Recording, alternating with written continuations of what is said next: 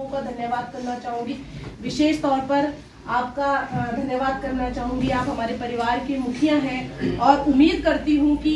आपके मार्गदर्शन में नरेंद्र नगर की ये विधानसभा आगे फलेगी फूलेगी, आपके मार्गदर्शनों पे चलेगी, क्योंकि हम युवा हैं, हमें अपने बड़ों का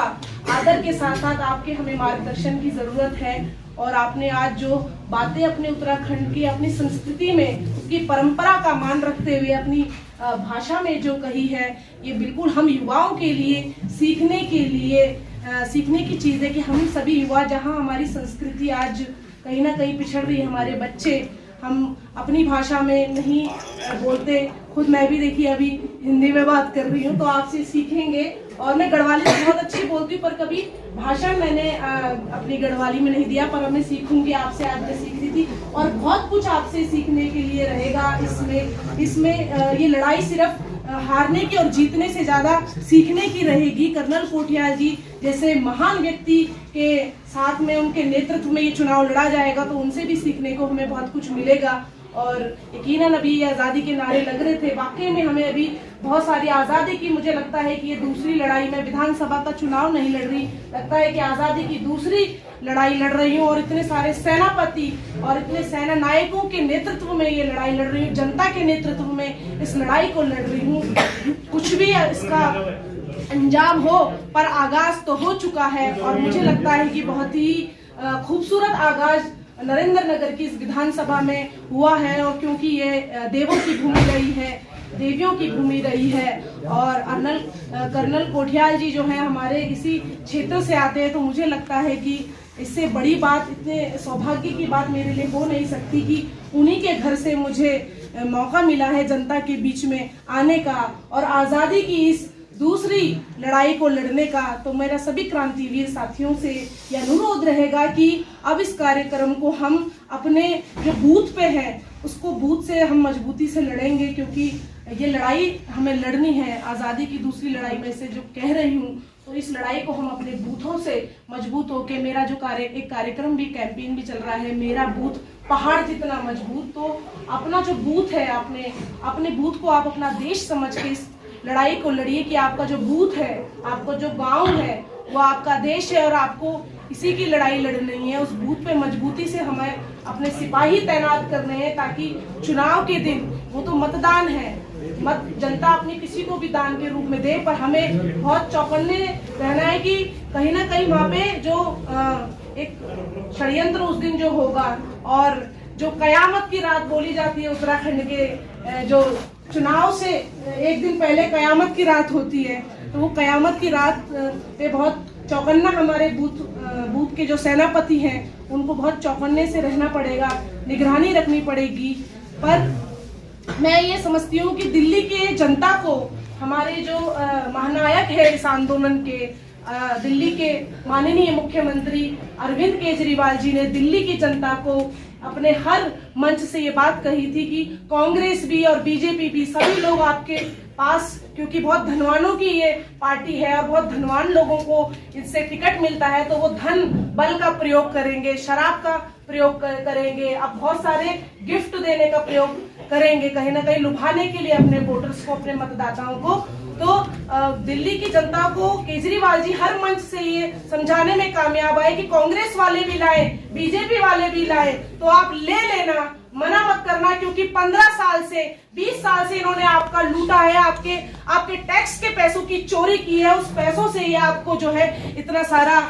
लुभाने के लिए आपको बहुत सारी चीजें देने की कोशिश करते हैं। आप ले लेना, पर वोट वहां डालना जहां आपका दिल करे, परिवर्तन को वोट करना। ये दिल्ली की जनता को समझाने में केजरीवाल जी कामयाब हो गए थे, जिसमें इलेक्शन आयोग ने उनके ऊपर एक नोटिस भी जारी कर दिया था। इलेक्शन आयोग का काम ही क्या है, इलेक्शन में अपनी ड्यूटी तो करेंगे ही। मेरे को भी परसों अब टूर्नामेंट में बुलाया था, मेरे को भी बहुत बड़ा नोटिस जारी कर दिया है कि मैं आम आदमी पार्टी का प्रचार करते हुए पाई गई थी, जबकि मैंने आम आदमी पार्टी का वहाँ कोई प्रचार नहीं किया, कुछ शब्द नहीं बोले, बस जो यही शब्द बोले कि पानी नहीं है, बिजली नहीं है, उस पर इलेक्शन आयोग ने इतना बड़ा मुझे पर्चा पकड़ा दिया कि आप जवाब दो कि आप वहाँ पे पार्टी का प्रचार कर रही थी। तो मतलब अब हम बोलेंगे कि बिजली नहीं है, पानी नहीं है, तो इनको लगता है कि हम पार्टी का प्रचार कर रहे हैं। तो ये एजेंडा, विजन हमारे ही पास है, इनके पास नहीं। इनके पास देने के लिए आपको शराब है, पूरे युवाओं के रगों में इन्होंने जो है शराब शराब भेजने का काम किया है, उनके रगों रग रग में शराब भेजने का काम किया है भाजपा ने, कांग्रेस ने बारी बारी से दोनों ने जनता को लूटने का काम किया है। इसलिए हमने एक नारा भी दिया कि कांग्रेस बीजेपी भाई भाई, देश बेच के खाई मलाई, और इन्होंने मलाई खाने का काम किया है। तो आपको इस चीज को समझना पड़ेगा, आपको अपने बूथ से मजबूती से और कयामत की रात को जो है बहुत चौकन्ने से देखना पड़ेगा। वोट वहीं दीजिए जहां आपका दिल करे, बदलाव के लिए वोट करिए। सिर्फ हमारे पहाड़ में क्या होता है कि उसने हमको ये चीज दे दी, 1 रुपए का भी यहाँ एहसान रखने वाले लोग हैं, उनको लगता है कि अगर हमको जो ये चीजें दे रहा है उसी को हमको वोट करना है, क्योंकि वो जागरूक नहीं है। पर मुझे ऐसा लगता है कि पंचायत का जब चुनाव होता है, क्योंकि मैं भी प्रधान का इलेक्शन लड़ी हूँ, तो मुझे लगता है जितना अवेयर जो पंचायत का इलेक्शन होता है उसमें जनता जो है, यहाँ पे पंचायतों की भी जनता बैठी हुई है, उन्होंने अपने प्रधानों को भी वोट किया होगा, वो उसे तो बहुत दिल से वोट करते हैं, बहुत दिमाग से वोट करते हैं कि हमारा प्रधान से सारा काम होता है। एक स्टैंड लगाने से लेकर के पेंशन बनाने तक का, रास्ते बनाने तक का काम प्रधान करता है। तो उसका वोट तो बहुत दिमाग से देते हैं कि भैया हमारा सारा काम जो है प्रधान करता है, क्योंकि उनके दिमाग में ये चीजें हैं, कहीं ना कहीं हायर एजुकेशन ना होने के कारण उनके दिमाग में ये चीज होती है कि प्रधान ही हमारा सब कुछ है। उनको एमएलए की क्या पावर है वो समझ में नहीं आती पंचायत की जनता को। तो कहीं ना कहीं उनको जागरूक करने का भी काम हमको इन दिनों में करना है। जितना मैं घर घर जाके कर पाई, मैंने करा भी है। मैंने बोला उनको कि जितना ही आप प्रधान के लिए अवेयर होके वोट करते हैं, उतना ही आपको विधायक के लिए भी वोट करना होता है, क्योंकि पानी पहुंचाने का काम, सड़क पहुंचाने का काम, नेटवर्क पहुंचाने का काम, स्कूल के अंदर शिक्षा प्रणाली देने का काम, उसकी इमारतें बनाने का काम, ये सारा काम जो है ये विधायक करता है। ये प्रधान के अंडर में नहीं होता है, ये पंचायती राज में नहीं होता है। इसका सारा काम जो है विधानसभा देखती है। तो विधानसभा को भी हमको उसी तरह से ये वोट करना होगा जैसे हम अपने प्रधान का चुनाव करते हैं, विधायक का चुनाव भी हमें वैसे ही करना होगा। क्योंकि हमें जब पानी चाहिए होगा तो हम अपने विधायक के पास जाएंगे, हमें अच्छी स्कूल चाहिए होंगे, स्कूल के अंदर अच्छी शिक्षा प्रणाली चाहिए होगी, रोजगार चाहिए होगा, तो हमको विधायक के पास जाना होगा। आपको बता दूं कि विधायक का जो फंड होता है वो करीबन 19.5 करोड़ फंड होता है 5 साल का, और जिसमें से 10% जो बजट होता है वो बेरोजगार लोगों पे खर्च करना होता है। और हमारे मंत्री जी 15 बार विधायक रहे और हमारे पूर्व विधायक जी 5 साल विधायक रहे, तो इसमें उन्होंने कब 10% बेरोजगारों पे खर्च करा किसी को अता पता नहीं है। 10% जो है 1 करोड़ 90 लाख, करीबन 2 करोड़ जो अपना विधायक निधि का होता है वो बेरोजगार लोगों पे खर्च करना होता है। और उसका मौका ये जो 1 साल में जब कोरोना काल आया और सारे प्रवासी भाई जो अपने घर लौटे बेरोजगार हो गए और स्वरोजगार का जो लाभ कहीं ना कहीं उनको नहीं मिल पाया, तो ऐसे समय में विधायक को अपना ये जो 10% का जो बजट था ये अपने बेरोजगार भाइयों पे खर्च करना चाहिए था। पर उनको इनसे क्या मतलब, क्योंकि उनके खुद के बच्चे तो विदेशों में पढ़ रहे हैं, उनके खुद के बच्चे ब्रांड एम्बेसडर बने हुए, तो उन्हें जनता को तो कहीं ना कहीं उनका लाभ नहीं मिल पा रहा है। क्योंकि ये जब विधायक और जब ये मंत्री बन जाते हैं तो अपने बच्चों को सशक्त करने का काम करते हैं, जनता को ये सूंघते तक नहीं है कहाँ कौन कहाँ पड़ा है, किस हाल में पड़ा है, कोई इनको इनसे जनता से कोई सरोकार नहीं होता है। इसलिए आप अपने बूथ पे अगर आपको वाकई में आम आदमी पार्टी का विजन समझ में आता है और आपको लगता है कि दिल्ली के अंदर,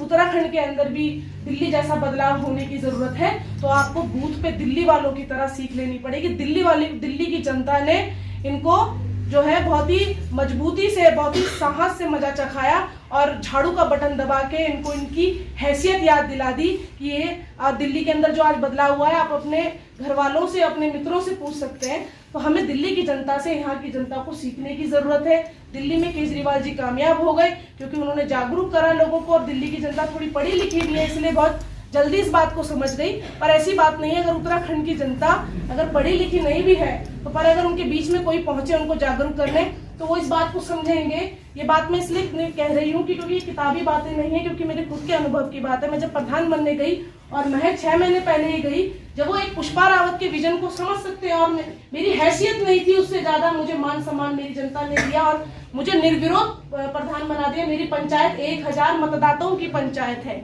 और इतने बड़े गांव में जहां इतने सारे नेता हैं मेरे गांव में, वहां एक मामूली सी लड़की को उन्होंने निर्विरोध इतनी बड़ी पंचायत का प्रधान बना दिया। तो सिर्फ इसलिए नहीं कि मैंने उनको कोई शराब पिलाई या मैंने उनको कोई धन दिया या कोई बड़ी बड़ी लुभावनी बातें करे, नहीं। मेरा 17 बिंदुओं का एक घोषणा पत्र था जो मैंने अपनी पंचायत की जनता के बीच में रखी। तो उनको वो बात समझ में आई और उन्होंने मतलब इतना अच्छा मुझे